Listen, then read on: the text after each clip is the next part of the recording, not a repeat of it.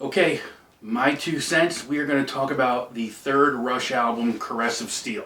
Number one, I apologize for the glare. It's actually in a glass frame. The reason it's in a glass frame is because it is signed by all three guys, Geddy, Neil, Alex. And we'll get into that and how I got it. I think I remember I got it in a different video. But let's talk about the album itself.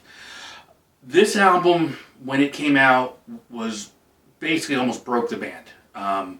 As far as just the reception it got, the response it got, just not what anybody wanted to hear. Personally, I think it's one of my favorite albums from the catalog. As a guitar player, I mean, I'm probably keep repeating myself, hey, as a guitar player, a lot of this stuff spoke to me as far as the riffs, the music, how it was put together. I loved most of the album. For whatever reason, the Necromancer just didn't jive with me for whatever it was. I know it was the beginnings of the prog era, or the prog part of the band.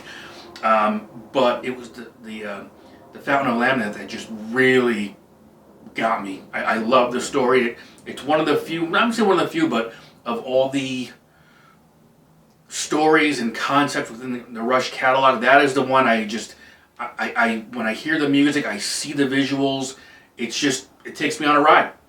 So, and then you've got Bastille Day, I Think I'm Going Bald, and I Think I'm Going Bald had some type of influence from the Kiss side of things. I don't know for sure, so I could be wrong there. Lakeside Park, so some great music, some great riffs.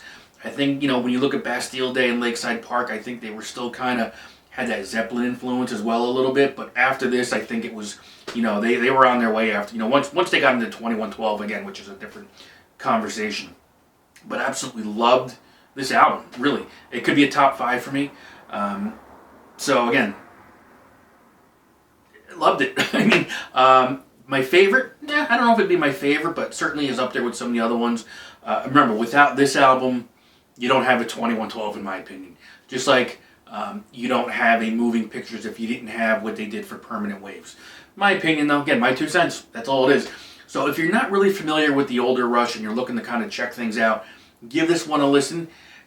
It might take some time to kind of just digest it and hear what's going on, but this was the beginning of the progressive era, in my opinion, for Rush. They dabbled in the Fly By Night album with By Tour and a couple other things.